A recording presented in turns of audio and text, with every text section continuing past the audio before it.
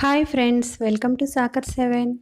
Seasons change అవుతున్నప్పుడల్లా జనరల్‌గా చిన్న పిల్లలు, పెద్దవాళ్ళకి బాగా కోల్డ్ అండ్ కాఫ్‌కి బాగా ఎఫెక్ట్ అవుతూ ఉంటారు కదండీ! యాంటీబయాటిక్స్ వాడటం వల్ల సైడ్ ఎఫెక్ట్స్ కూడా మనకు ఎక్కువగానే ఉంటాయి.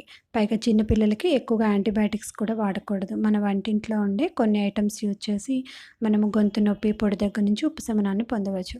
ఈరోజు మనము అలా ఉపశమనాన్ని ఇచ్చే కాఫ్ డ్రాప్స్‌ని ఎలా ప్రిపేర్ చేసుకోవాలో చూద్దామండి. వీటిని తయారు చేసుకోవడానికి కావాల్సిన ఇంగ్రీడియంట్స్ చూద్దామండి. ఫస్ట్ నేను ఇక్కడ షుగర్ తీసుకుంటున్నాను. ఇది ఒక హాఫ్ కప్ షుగర్ తీసుకున్నాను. తర్వాత శొంఠి తీసుకున్నానండి. ఇక్కడ దీన్ని మనం పౌడర్ లాగా చేసుకొని 3/4 స్పూన్ తీసుకుందాము.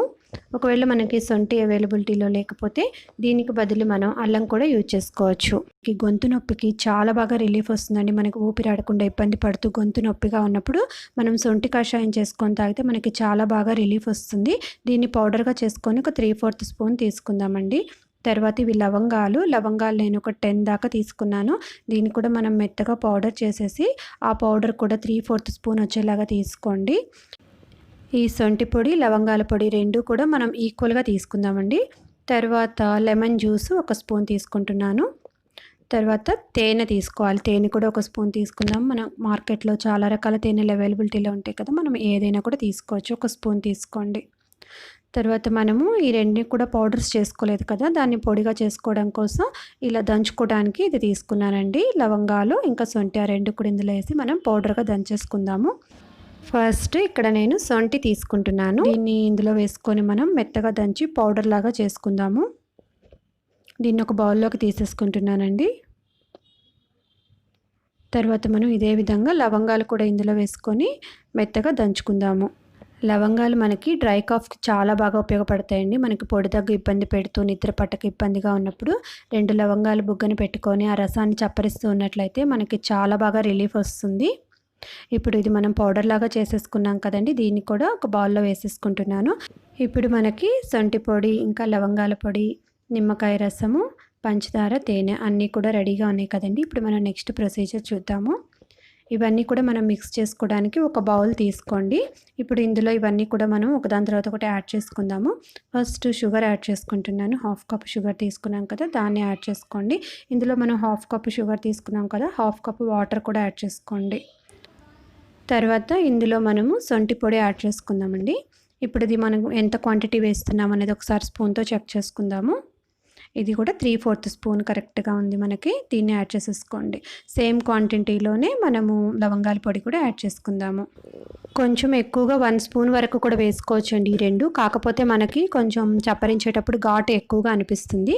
సో అందుకని నేను 3/4 స్పూన్ వరకు వేసుకున్నాను అటు పౌడర్స్. ఇప్పుడు ఇందులో మనము లెమన్ జ్యూస్ 1 స్పూన్ తీసి పెట్టుకున్నాం కదండి, అది యాడ్ చేస్తున్నాను. తర్వాత ఇందులో మనం తేనె యాడ్ చేసుకుందాము. తేనె మనము ఏ టైప్ ఆఫ్ తేనెైనా కూడా యాడ్ చేసుకోవచ్చు. ఇది కూడా మనం 1 స్పూన్ వరకు యాడ్ చేసుకుందాము.